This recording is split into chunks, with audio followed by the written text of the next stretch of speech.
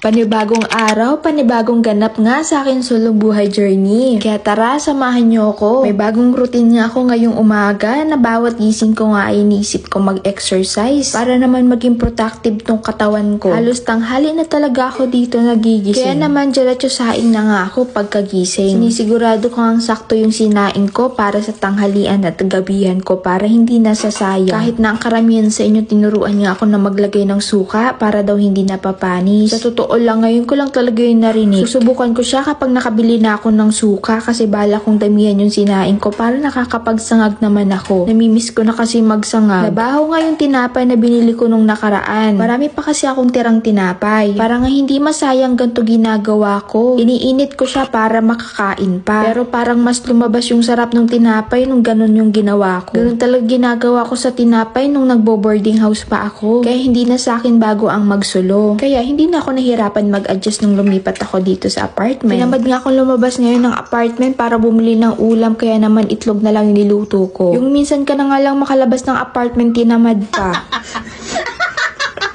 At ngayong araw din dumating yung pinakahihintay kong lamesa kong in-order. Syempre, yung binili ko, yung napo-fold na. Para naman na ma-maximize pa natin yung space dito sa apartment. At pwedeng-pwede rin dalhin sa labas. Akala mo naman lumalabas na apartment. To be continued na lang yung iba kong pag-unbox kasi masyado na tong mahaba.